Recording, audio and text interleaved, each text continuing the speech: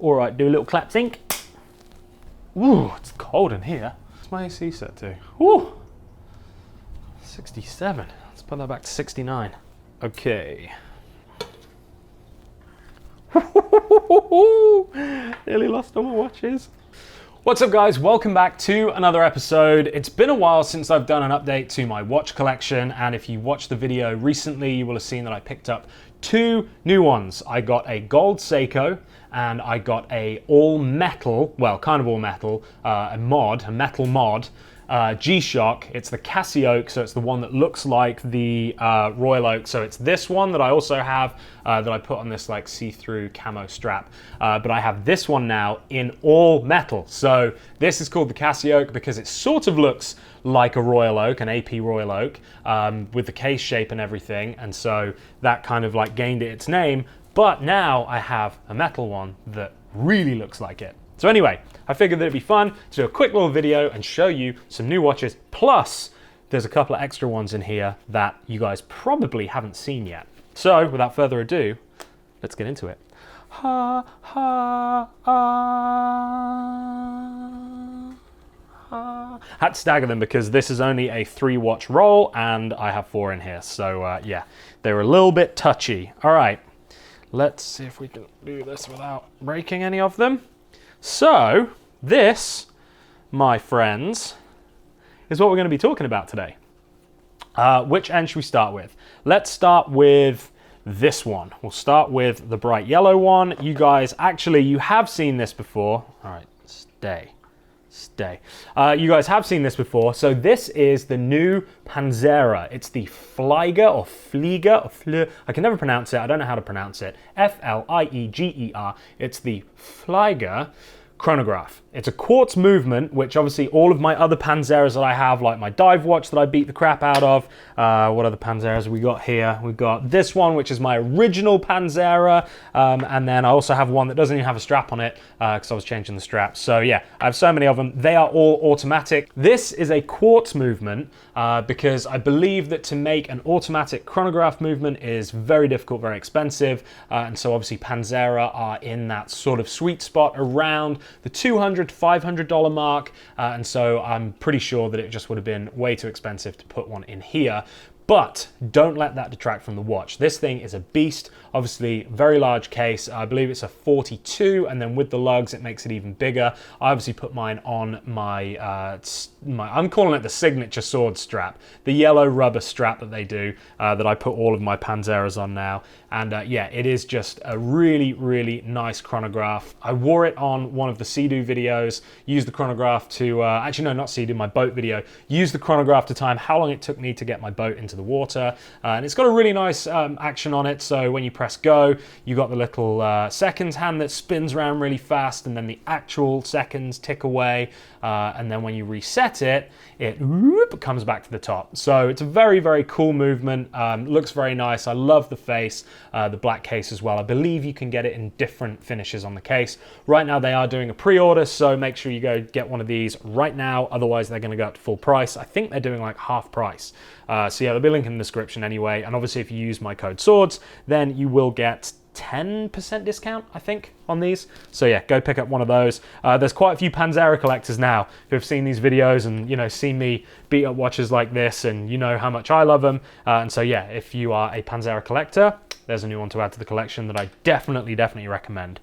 All right, next up, let's go to the Seiko that I haven't shown you guys. So this one I got because it looks like, sort of like, a little Daytona. So this one is a mega cheapie. Let me tell you exactly how much it is. I think it's about $120. This is the SSB 297P1.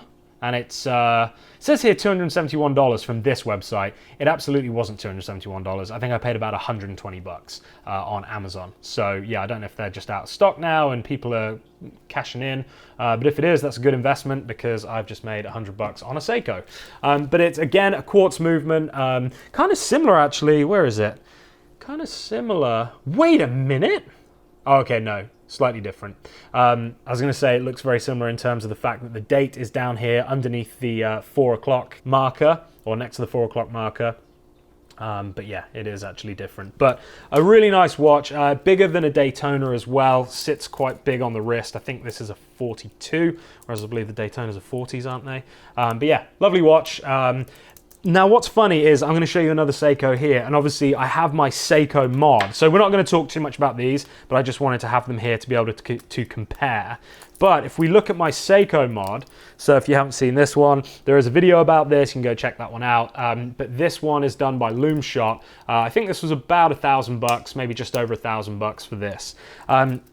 Obviously Seikos come in all shapes and sizes, but there's definitely a quality difference between certain ones. So the one I'm about to show you as well is really nicely made. This one definitely doesn't feel as well put together as this one. However, this one is on an aftermarket strap, and obviously Loomshot did his work with the actual watch itself, so it's probably screwed together better than Seiko would have done it themselves. This one, the strap feels a little bit cheap, so I definitely would be interested in trying to find a better strap for this, and I think that would really help. Because, you know, the head of the watch is nice. There's no reason to think that that would fall apart. But yeah, just a very nice, inexpensive chronograph.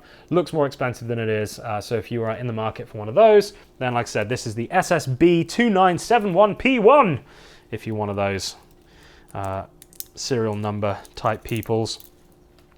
So next up is my new gold watch. It's not real gold. I wanted a gold watch. I've always said that yellow gold wasn't really my thing, and the reason why I decided to get a gold watch is because I got those Pit Vipers, the sunglasses that I've been wearing, and I have the gold ones, and I was wearing actually my my Seiko mod, my Comet mod, and it was just like gold and then the silver, and I was like, maybe I need a gold one. So I went looking, and I realized that Seiko had just come out with this, nearly shit in my pants, had just come out with this new line, which again, I'm not a watch nerd, so stand by while I get the actual specs. So this is the SRPE 74. Now, I believe this replaced like the SK line. I think that's what it's known as, like the SK range or series or whatever. So it has the crown down here at the 4 o'clock position, which is obviously different to every other watch that I have. I don't have another watch that has the crown at the 4 o'clock position. At first, I wasn't sure if I would like it because I like the kind of traditional 3 o'clock. But now that I've got it, when you're wearing it, you really don't notice. In the pictures, I think it's much more obvious than when it's on your wrist, and especially with this one being all gold, it definitely does kind of hide the fact that it is down here rather than at the 3, but in reality, it doesn't really make that much difference. The thing I liked about this was the fact that everything was gold. I was like, if I'm gonna do a gold watch, it's stainless steel colored gold to look like a gold watch. But if I'm gonna do a gold watch, I want to go balls to the wall. I want to do all gold. And so we have obviously the gold chapter ring inside. This bezel is really cool. So it has these like raised Gothic numerals on the front, and then I forget what this one's called, this bezel type, but anyway, it's got like the little notches on the side. And then it has a really nicely polished gold face that definitely catches the light, and you see that like, not starburst, but you kind of see the reflections as you move the face around. It's absolutely beautiful. This is Seiko 5, which I believe is like slightly higher end, so it obviously isn't in the same category as these, which are like, I don't know, the Seiko Sports or something, but just feeling it, like it feels better put together. Now, I still am going to do or make a little change with it. I'm going to get a bracelet from an aftermarket supplier and replace the bracelet so it will have this type of bracelet on it. So a very subtle change, but I just think it will make a difference. It'll still be gold, obviously, and also this bracelet just feels a lot nicer. So that is something that I'd like to do. I did think about doing a ceramic bezel insert, so changing out this bezel and getting a gold one with a black ceramic insert. But actually, the more I've worn it, the more I just like the fact that it's just like, you know, F you, I'm gold, and deal with it. So I'll probably just keep this one stock other than the strap. But yeah, absolutely lovely watch. And I did have a DM from a guy on Instagram who said that they've tested these watches. I don't know what he is, if he's a watch tester or what it is, but he said they've tested these watches and they found the majority of the ones that they tested to be within 1 second per day accuracy. And so he's basically saying that if you wanted to get a Swiss movement with the same accuracy, you'd be adding another couple of zeros onto the price. This was $220. So kind of gives you an idea of the type of thing you're dealing with. These will last forever. You can beat the crap out of them. If you saw my unboxing, I definitely wasn't too gentle with it. But yeah, very nice watch. The movement in this is the 4R36, in case you guys are interested. And it has a 41-hour power reserve. So yeah, very nice watch. Love this one. Really am starting to fall in love with my Seikos. Obviously, I have my Rolex, which I love, but I wear my Seikos as much as I wear my Rolex. So, and they honestly, not this one as much, my Comet Mod feels just as good as my Rolex. I've said that before. So yeah, very nice watch. If you're in the market for an inexpensive but expensive looking gold watch, look no further than the Seiko SRPE 74. And this little showstopper. So I was approached by a company who are called, again, let me get this right. They're called Jinshu Watch Case. So obviously they are a Chinese company, I would imagine. And they contacted me to say, we love your G-Shock collection. Obviously I've done a G-Shock collection video, and we noticed that you don't have the metal Casioak. And this company, some companies will just sell you the case and then you just undo the screws on the back and you put your original, where's mine? There. You put your original one in there, so you'd unscrew it from here, take off this black cover, put on the metal strap and the metal case, and then you've got this guy. But this company actually sells the watches complete. So for $380, you get everything. The strap or the bracelet is actually really nicely made.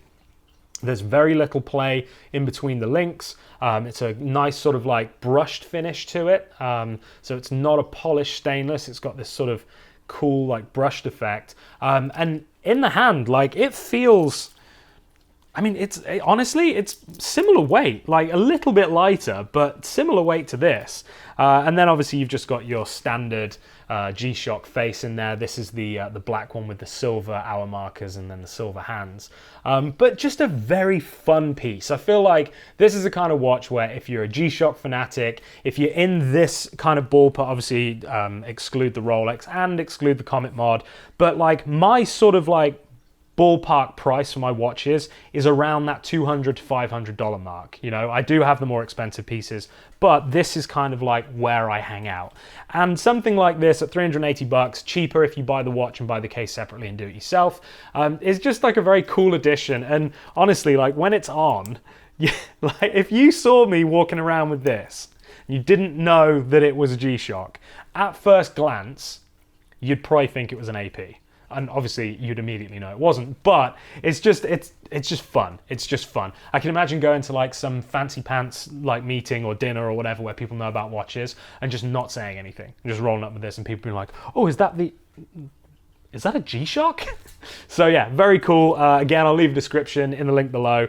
They sent me this watch, full disclaimer. They sent me this watch. They didn't ask for a review or anything, but they just said that they thought that I would like it. I do. So guys, thank you for sending it. And I'll link them below. So if you want to get your own, you can go and do that. But yeah, very, very cool. So yeah, that's it, guys. Just a very quick update to the old watch collection, which is growing at a pretty impressive rate. I feel like I need to pump the brakes a little bit, but I am currently in talks with Eric Loomshot about doing me another, it's upside down, doing me another Seiko mod.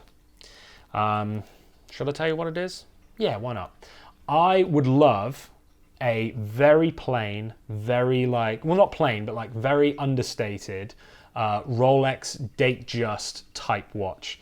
And Seiko do a couple of 39mm cases, which is absolute sacrilege to me to go under 40mm. However, I think I can do it. And just have like a really nice dressy watch. We're also looking at potentially doing a meteorite dial. So he's looking to kind of source all of his parts because obviously he makes them all from scratch. Everything is custom. He doesn't take one watch and then just change the dial. Like he builds it from the ground up. So that's what we're working on at the moment. He's doing his bit to try and find some stuff. I'll link him as well in the description if you want to go check out his work, because honestly, this and my Rolex I love for sentimental purposes. My first Rolex, it's in my brand colors. I'll never sell it. I love it. This I just love because I just love it. Like, look at it. It's gorgeous. So yeah, I'm definitely excited about getting another Seiko mod from him. And actually, I'm even looking at trying to do a few myself. Not to the extent that Eric does, because he's a wizard, but just being able to like change bezels and change handsets and stuff. That would be quite cool to be able to do that. So yeah, anyway guys, hope you enjoyed this. Thank you for watching these videos and for allowing me to share this kind of stuff with you. I know you guys absolutely love watches, and I am really starting to love them myself. So yeah, if you have enjoyed this, please give it a big thumbs up. That really helps. If you aren't subscribed, please subscribe. We're so close, well, 20,000-ish, off 100,000 subscribers. I want to hit that 100K, guys. So if you aren't subscribed, please do. And if you are subscribed, but you have friends that you think might enjoy the channel, go and ask them to give it a cheeky subscribe. Don't cost anything, and it would mean the world to me. If you do enjoy these videos, that is a great way to support me. Yeah, and so I guess that's it. So remember, guys, until next time, don't do anything I wouldn't do. See ya.